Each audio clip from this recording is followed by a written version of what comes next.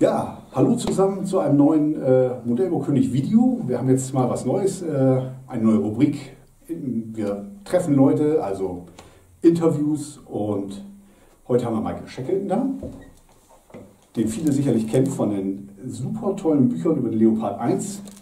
Schon lange vergriffen, immer noch die Bibel für Leopard 1 Fans, und ja, ich werde mal ein paar investigative Fragen stellen und mal schauen, was er so zu sagen hat. Yes, hello Michael, nice to have you here. Hello Thomas, nice to be here. So how are you doing?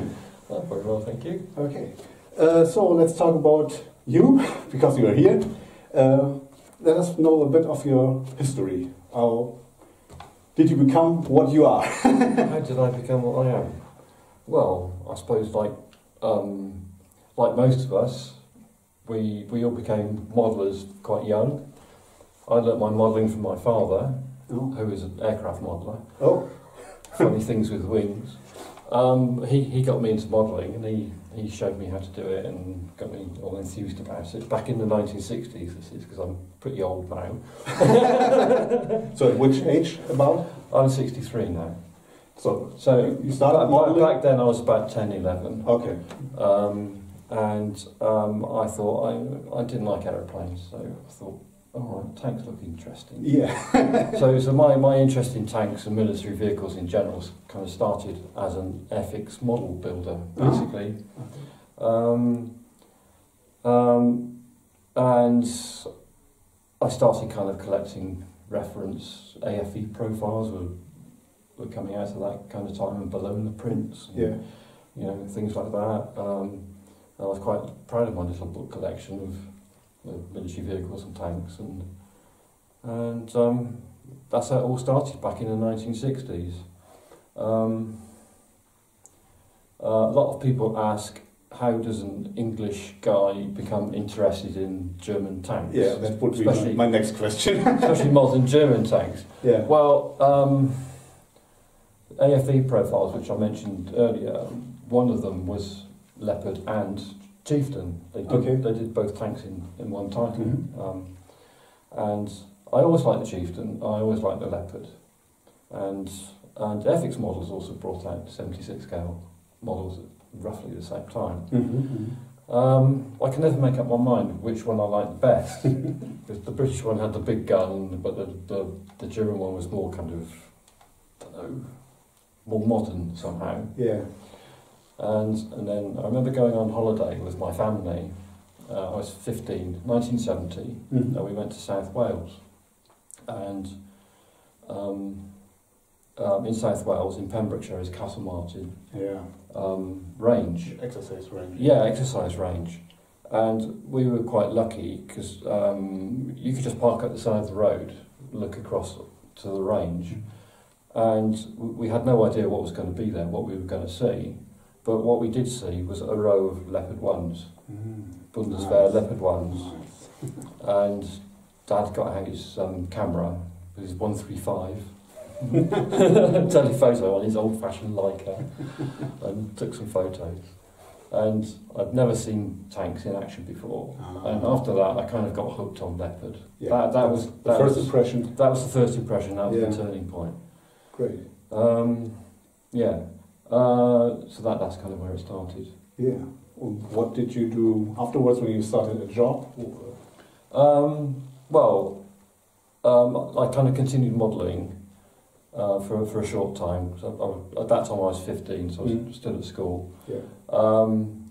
And for the next, through my school years and into my early college years, I was still modelling. Mm-hmm. But I kind of graduated up to 35th scale instead of just little airfix models. And I started building like kind of mini dioramas of basically using Tamiya kits like Stewart and an SDK of Z232, I seem to remember, and various other things. And then college kind of took over, and modelling was kind of put aside for quite a long time. Mm-hmm. And after college, moved from my hometown to London to work for the first time. So modelling kind of stopped, and my miniature vehicle interest kind of stopped as well, because work always took over, and social life and all the rest. Yeah, it's always the same. Yeah, yeah. So it stopped for a while. Yeah. So, but then you're now owner and founder of Trackpad Publishing and Leopard Club or Workshop. Yeah. But what did you do before that, or when did you start with that? Making your living from the modelling thing. Okay, well, my main job has always been a graphic designer, and I've always worked in the publishing industry. I see. So I've always kind of designed works with educational book publishers back home in England. So my whole professional life has revolved around books, and then I kind of got back into miniature vehicles in the 90s.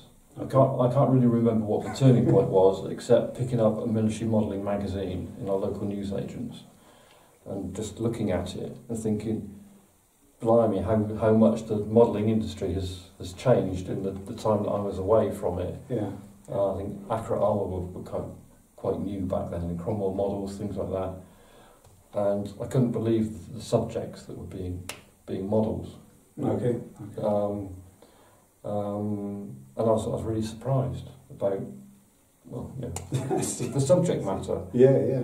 So I kind of got interested in it again, and I remember buying an accurate armoured Daimler armour car, Daimler Mark II, and that was the first ever resin model I made. Okay. And I've still got it in my cabinet at home. You never forget your first resin kit. No, you don't. No, you don't. I also built a Verlinden Luxe long before any plastic. Okay. Panzer II Luxe came out. Yeah. Not the armour car, the light tank of the Second World War. Because that was always my favourite. It's a light nice tank. It's a nice one. Pretty little beast. Coming back to your question. Yeah. How did I get into publishing? In 1997, I went to Kubinka on an organised trip, and on that trip was a certain German guy who had just started Tankergrad Publishing. So Jochen Vollert was on that particular trip, and I just got it into my head that I would like to publish. One day I would like to become a book publisher. It didn't happen for a very long time, but that's kind of where it started. But you're having good connections with publishing at all. Yeah, that's right. Yeah, I mean, Jochen had only just started Tankergrad, and he was doing like photocopied kind of newsletter kind of military Fahrzeugs to start with. But I kind of saw him grow and grow, and I met him properly a bit later on a trip to Germany with a friend of mine. And he helped me quite a lot with research into the trilogy, the Leopard 1 trilogy. Yeah. He let me look through his archive. The Leopard Trilogie was about when published? It was published in 2003. Oh, okay. I started work on it, I remember, in 1999. So 40 years of work? Yeah, 4 years of work in my spare time. Yeah, it kind of took over. Absolutely worth it. Still, the Bible for all. Yeah, it's really, it's if you build Leopard 1, you definitely need that, because it's made for modelers, because it's all the details you need to know. That's right. So but it's not available right now. Do you think about a reprint or something like that? Well, it is still available from the publishers, but that is the only source that I know of. Okay. I don't really want to say too much about the publishers for fear of getting into trouble. Yeah, I see. But I have wondered about reprinting it or updating it or redoing it in some other form, because I don't want to. We've had our differences. Let's say the publisher and I, we've had our differences. Yeah, and I don't want to get into trouble with him again. Yeah. Okay. We've got a bit of history, and I don't want it repeated. Okay. Yeah, I understand.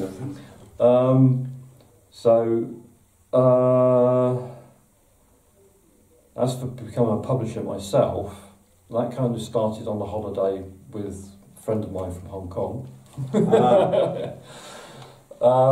In 2011, we visited Amersfoort, the Dutch art museum, and in their shop they had Dutch Leopard 1 book in the Dutch language, which I'd never seen before. I'd never even heard of it before.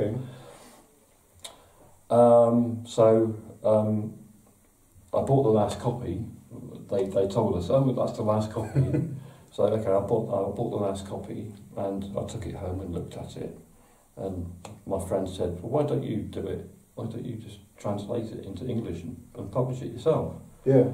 So I kind of ummed and ahed about it for a couple of months, and then I set to and scanned all the pages and put it all through Google Translate. So I had not just Dutch language, I had kind of double Dutch language from Google Translate. I did my best to translate it back into proper English. Yeah. And of course I'd already contacted the author to get his permission to do it, and his publisher as well.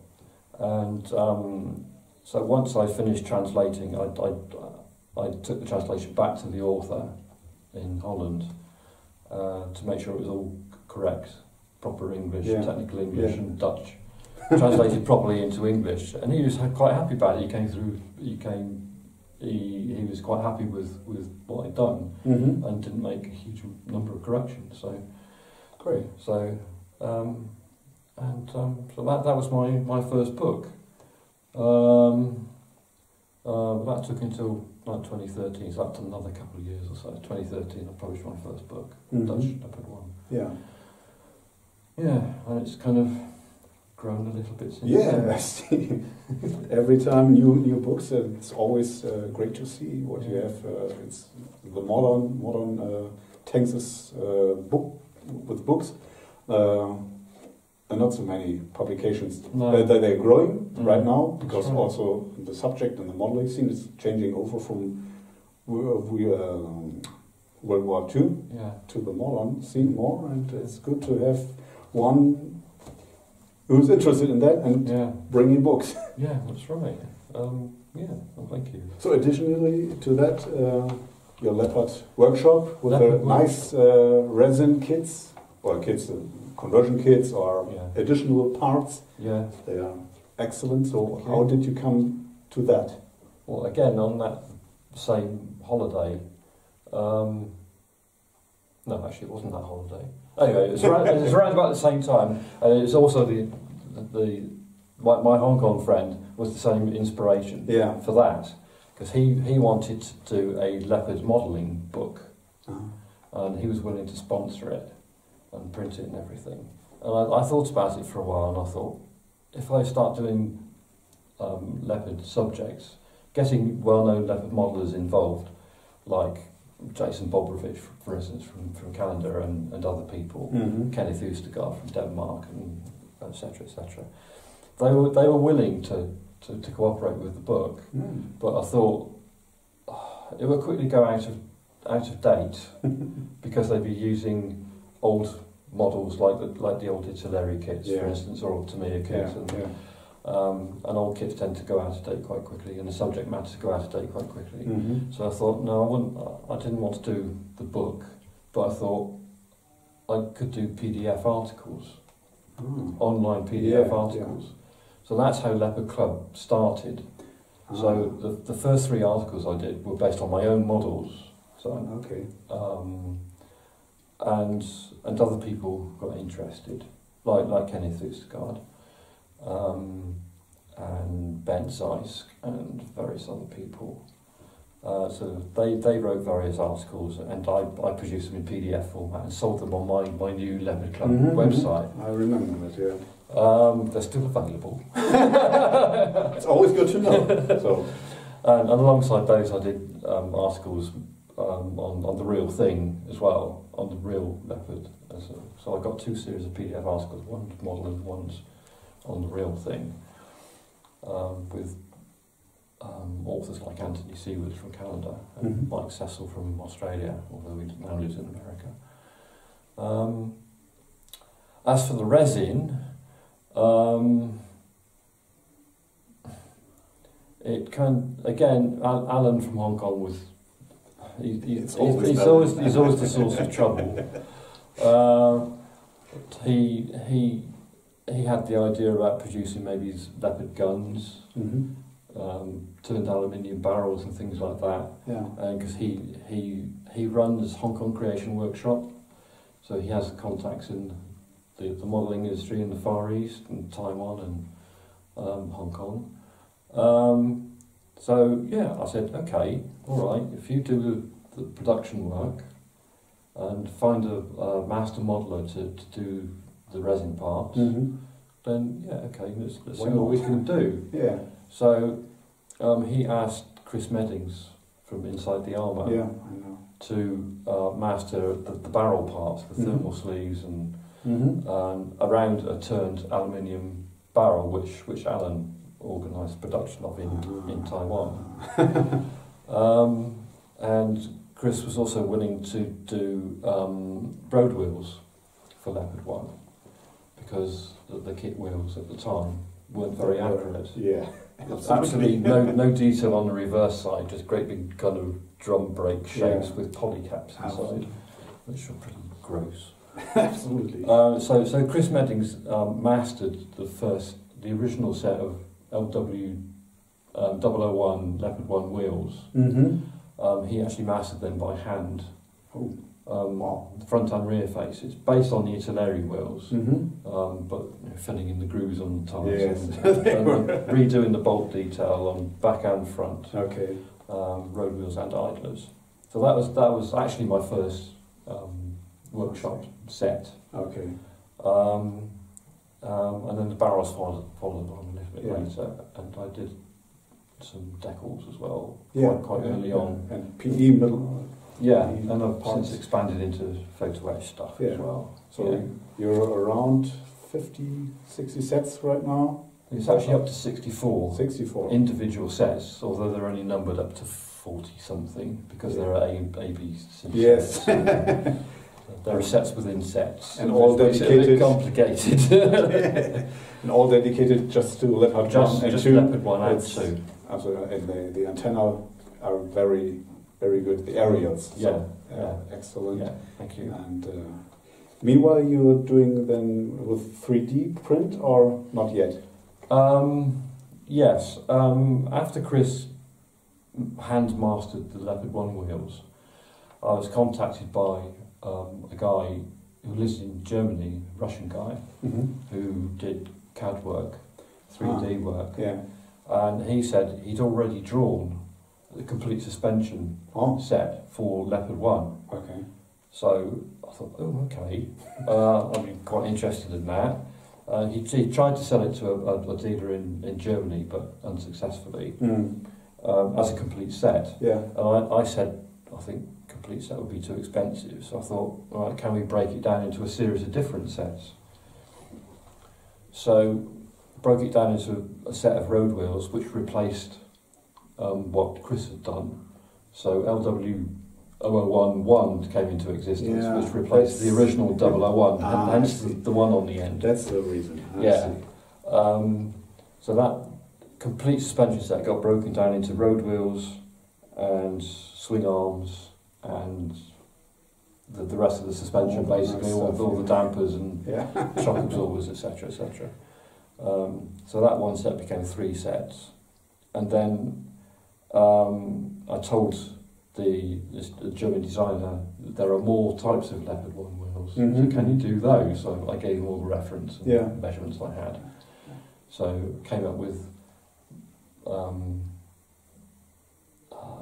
about 4 or 5 or 6 different sets of Leopard 1 wheels.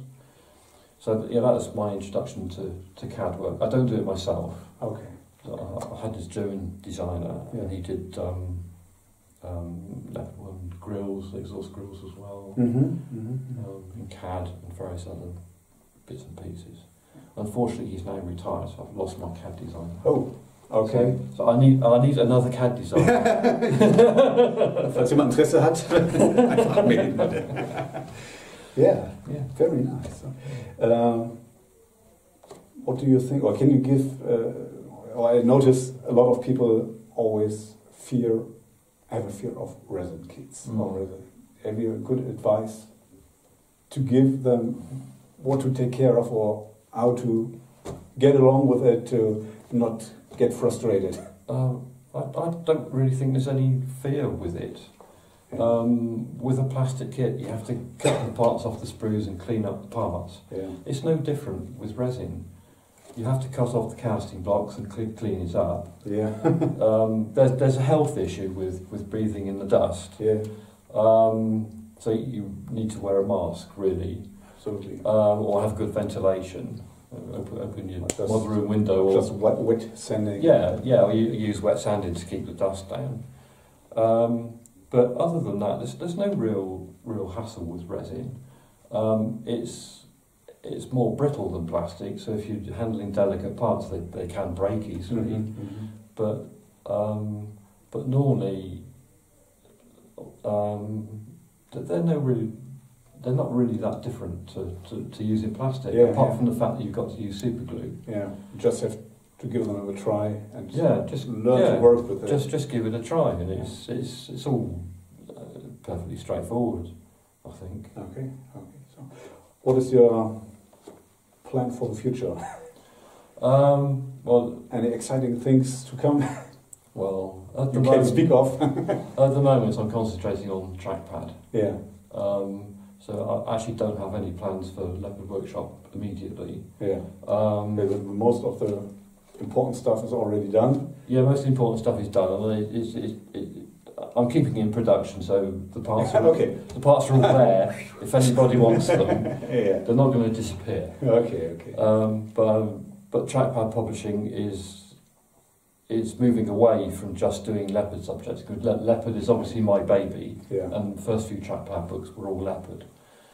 But I've now moved into different subject areas like Israeli armour with Tom Gannon, who's quite well known as just released the new titles. Yes, that's right. I've done 5 titles with him already, and there's various other subjects coming up, non-Leopard and Leopard. Yeah, nice, very nice. Always good to have. Yeah, and I might even branch into helicopters. That's another plan. Okay. Yeah. Okay, I'm curious. So. Okay, I'd say thank you very much for being here and having the interview for us. That's very nice from you. Thank you. And hope to see you again soon. Well, I hope so too. Always make more new sets, more new books. Yeah, we love it. I will. Thank you. Ja, vielen Dank fürs Zuschauen. Wie gesagt, der Herr Eigentümer von Trackpad Publishing und Leopard Workshop, die Links blenden wir hier mal ein. Wer sich für Leopard interessiert, wird aber nicht vorbeikommen. Guckt mal rein, was es alles gibt, wer es noch nicht kennt. Wir freuen uns und ja, bis zum nächsten Video dann. Tschüss!